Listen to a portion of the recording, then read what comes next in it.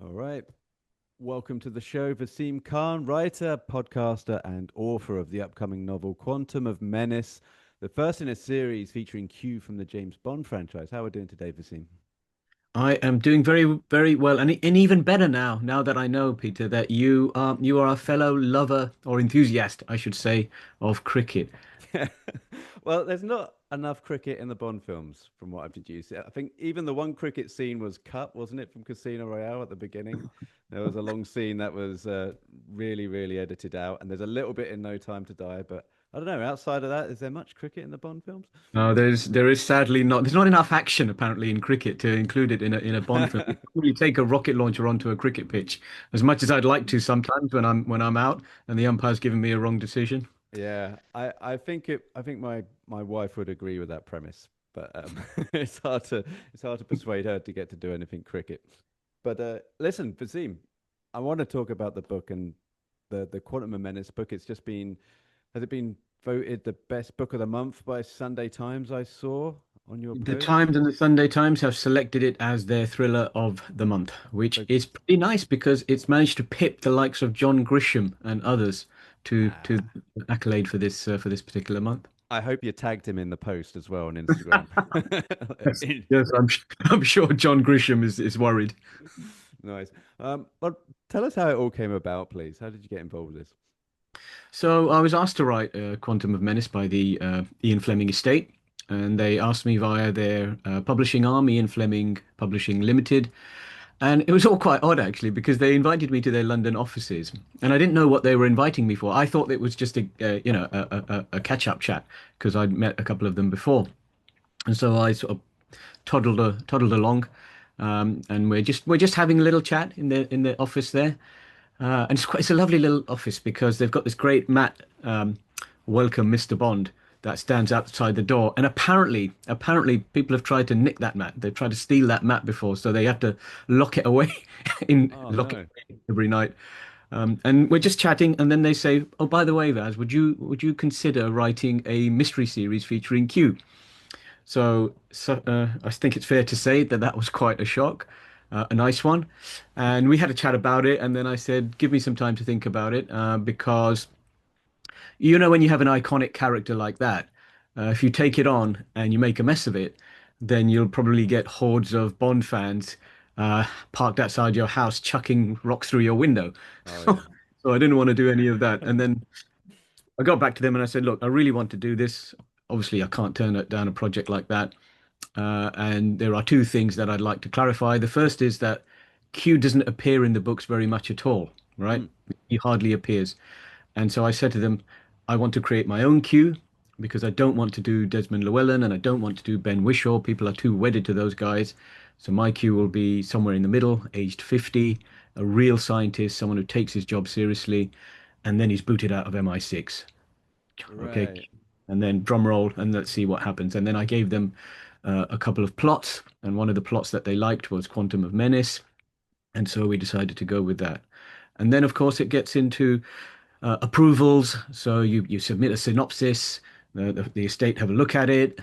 We went back and forth on that. Then you submit some chapters so they can see the writing style that I'm going for with this particular book. And then we sign off on that. And then, of course, I write a first draft. They look at that. And then, and then it goes from there. And of course, we got a big publisher on board, Bonnier Books. And it's been a joy. It's been an absolute joy, Peter, to work with the estate and the publishers to write this book. Interesting. How much? So I'm wondering how much research you have to do in not just the world of James Bond, but into the character itself. Because I mean, you mentioned that he's just briefly mentioned in the Fleming books, right? And then there's some continuation novels as well that he's mentioned in, and obviously the films. So do you kind of dip into that universe and see what's going on first before you tackle this? Well, so he appeared first as Major Boothroyd in Doctor No, where he pops along and he basically tells Bond that he's using the wrong gun, and he wants him to change from his Beretta to the Mm. Walther In the PPK. film, right? In the film. Yep. No, in the book as well, I In the think. book as well. Okay. I'm fairly sure he does that in the book, because there's a scene where M basically forces Bond to use the to use the gun. That's Uh, right. and then because after that he barely appears, but then he becomes this great character in the films. There's this sort of woolly thing that happens where Major Boothroyd and Q become one and the same person, and then we, of course, just refer to him as Q for forevermore. Mm. Um, I didn't really read the continuation novels version of Q because I didn't really want to influence my version of Q, who is, as I say, slightly different. Mm. And so to outline the plot for people, what happens is that Q is booted out of MI6 for political reasons. Doesn't know what to do with himself because he's been there for nearly 3 decades now. He's age 50. He's not got a wife. He's not got any kids. So he's basically a man at sea. And then along comes this cryptic letter from his childhood friend, Peter Napier, quantum computer scientist, and he's discovered that Peter has died under mysterious circumstances back in Q's small hometown. And so he decides that, he needs something to do. So off he goes back to his small hometown, a couple of hours outside of London, called Wixton on Water, to try and reinvestigate this death because the police have decided that it's misadventure. Peter's drowned in the local river. Nothing to see here. Let's crack on. But Q, of course, is not going to go along with that because he knows a lot more about Peter than anybody else, and so he decides to go back to Wixton and investigate for himself. That's right. Oh, well, great, because I read some of that on your website as well, by the way. So that's also some place that people can check out. But so I guess when you're dealing with like I think quantum mechanics and quantum computing, which is also a thread in the book, I believe, that kind of takes out any idea of doing anything periodical. Like, did that ever like enter your mind? Because when people say, "Oh, the next Bond, we should take him back to the '60s and the gadgets and stuff like that," did you ever like think of like where it's going to be placed in a timeline? No, to be honest, it was always going to be a contemporary novel. The estate wanted a contemporary novel, and I think for me personally, all literary creations move through time, right? And so, Bond has moved through time with us. We've grown up with Bond. I grew up with Roger Moore. My dad and I loved watching Roger Moore films together. My mum not so much because every time Bond got amorous on screen, she forced me to change the channel. She didn't want my teenage brain being corrupted. And so we've seen Bond come into the modern era on screen. So I think for a lot of readers, not everyone, but many readers are now used to, with continuation novels anyway, seeing Bond in a modern environment. And Bond does make an appearance in the film because the other thing I went back to the estate with, and I thought they would say no. I said to them, look, I know that Q is the central protagonist and he's going to be solving this sort of traditional mystery. It's clearly not an espionage novel, but I do want James Bond to make a meaningful appearance in the books. Mm. And I thought they'd say no, but they said yes. Oh, And great. so this lovely appearance from Bond in the second half of the book and some interactions with Q, and Bond gets to do some stuff, even though Q remains the central focus for us. And, it's quite emotional for me writing those scenes between Q and Bond, having grown up in this country, watching Bond with my dad, and now officially writing these scenes between Q and Bond. That must have been a chapter that you look forward to writing, especially when they approve it, right? So I've written a couple of books before, and you kind of ghost outline. I'm sure you know all this, but I ghost outline the chapters and what you want. Then you kind of get a bit more granular what you want in the chapters, and you just feel like as you look at the book, there are certain moments where you go, it's going to take a bit of work. I'm not going to really look to forward to that. But then there'll be moments where you go, I can't wait to get to that bit. Do you know what I mean? When you Absolutely. get to the juice, and that must have been an exciting chapter. It honestly, it was because the queue that I've got and the bond that I've got, the bond that I've got is closer to the book bonds. So Mm, he's a dark character who's who understands that he's a killing machine and he's putting his life on the line for his country, for a way of life that we believe in. And he knows that if he dies in the line of duty, he probably will get no public recognition for it because he works for the intelligence services. And so he's slightly cynical. And so the pair of them, when they interact, sparks fly and we get these lovely dry, because the Q that we know from Desmond Llewellyn is a dry personality. He's very dry sense of humor and he's always telling Bond, pay attention, Bond. So we get that kind of sharp interaction between the pair. But what we also get, which I think sometimes is missing from the films, but I've always felt it, is that sense of poignancy between these two men, knowing that they're fighting for the same cause, knowing that they're very different, but at the same time, they learn over many years to care for each other because Q, he thinks he knows that the weapons he's giving to Bond Mm. could mean the difference between life and death for Bond on a mission. And so I try and bring out that sense of poignancy and comradeship. Yeah, that's interesting because my favorite moments, I would say, in like the Bond films and especially the interactions, are when you do get those moments of candor Mm. between Q and M, and you realize that they've been there's a relationship there that's been since like the Doctor No, or sorry, Goldfinger especially onwards. And I think when I think to those Q moments, it's telling him at the end of Her Majesty's, good luck, old boy. We haven't always got along, and sort of those sort of things. And so, Absolutely. and it kind of embeds that they're often at odds. They often have like a little snippy back and forth, but there's an undercurrent of love. It's almost like that, either that sibling or the parent that you never tell them that you love, but you know that it doesn't have to be said. I don't know if that And makes I sense. think it's very much what I was going for. So my cue is, he's only 50, but he's still a bit older than Bond. Mm. And so he does look on him in a paternal fashion, but he can never admit it. I say in the book that Q would never admit that he loves Bond in his own way because that's just not the kind of man. So he's a stiff gentleman. He dresses beautifully like Llewellyn. So that's a bit of Llewellyn that I've taken into Q. He really loves to dress like a proper British gent, and he's very polite. But then he's got shades of Bond in him. So, the Bond films are known for the cars, right? The Mm. Aston Martins and the Bentleys and whatever. So Q has his own fancy car. He drives around in a Caterham, which is a sports car, which costs quite a lot of money, but it can come in kit form, so you can build it yourself, which I thought would be very appropriate for Q. Plus, it's a very British car, and I was lucky enough to be invited to the Caterham factory to to to wander around or drive around in one of these things, and they really are amazing vehicles and very striking as well. So when Q gets back to his small hometown in this one-seater lime green Caterham, he really does stick out like a sore thumb. That's interesting. Yeah, and also like you think if Bond's got the gadgets in his car, guess how many gadgets Q's going to put in his own car? That's how I like to think. Yeah. Well, one thing I did do with the book is to slightly pare down um, the caricature nature of some of the gadgets that we became familiar with. I mean, you've seen all the Bond films many times, I'm sure, and there's some really bonkers gadgets that we see. I mean, do you remember the wheelchair rocket launcher when Q's in a wheelchair and Yeah, yeah. and he fires out a rocket from? I mean, I always look at that scene and I think to myself, a few inches higher, Q, and you'd be in real trouble. Everyone's gone. Yeah. Um, that's fascinating. But got also.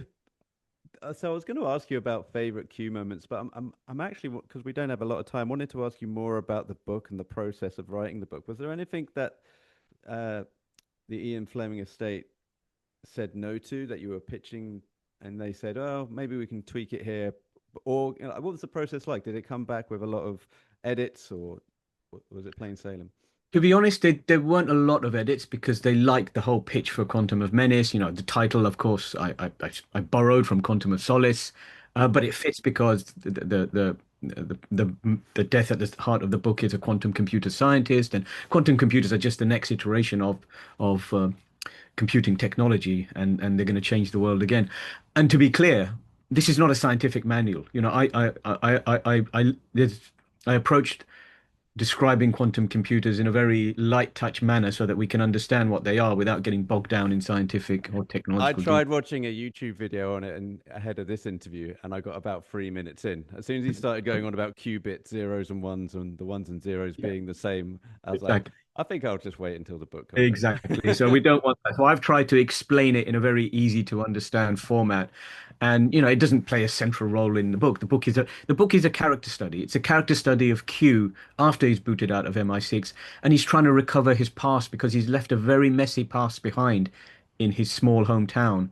With an estranged father and an estranged love interest, and we see him having to navigate those relationships again as he tries to solve this murder mystery, Mm. essentially. Oh, interesting.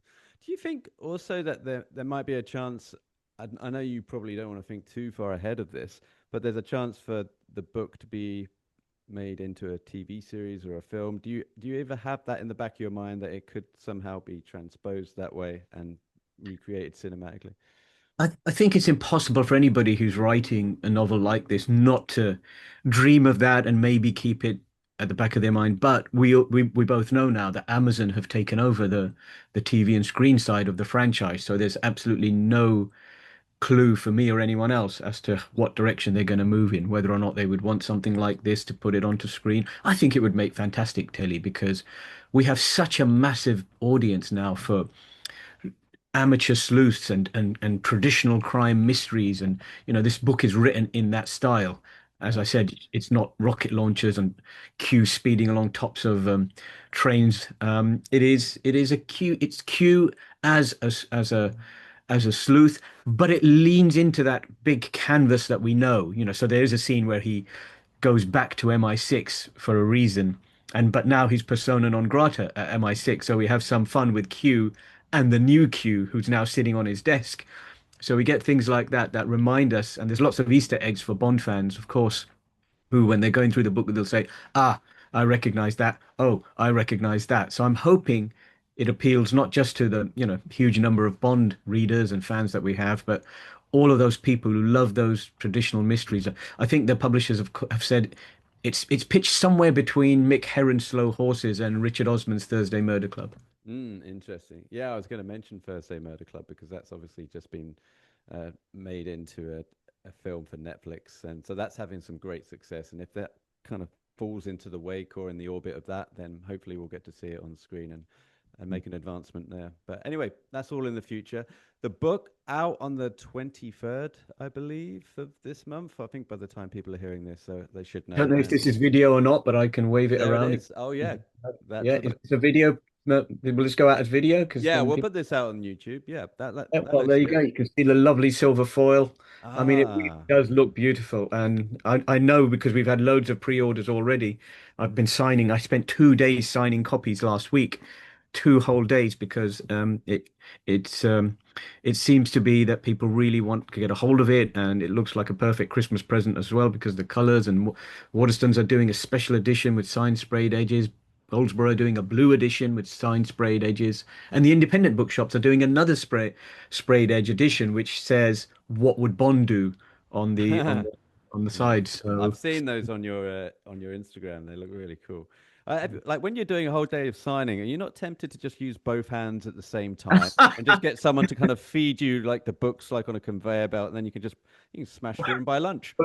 I am fed the books by my publicist, but unfortunately, if I could use both hands, I'd go out and play cricket with both hands, Peter. If I But Oh, unfortunately, you can't. So I am going to encourage people to pre-order because I think pre-orders are really important to get behind a book and get the book retailers behind once they know that. We've also got the audio book, which was narrated by Alexander Armstrong, oh, and great. that sounds amazing. He really embodies the Q that I've created and all the other amazing characters. So yeah, Wonderful. please, guys, yeah, get your orders in. Great. Listen, thank you, Vaseem. VaseemKhan.com, also the place to go to find out more about you and your previous books, of course, and the Murder Junction. I think the podcast that is that still I'll tap into. I Yes. just saw it on the website, but I'll have to tap in and see what that's about. Thank Anyway, you very much, Peter. brilliant. Thanks, Vaseem. Take care of yourself. Thank you.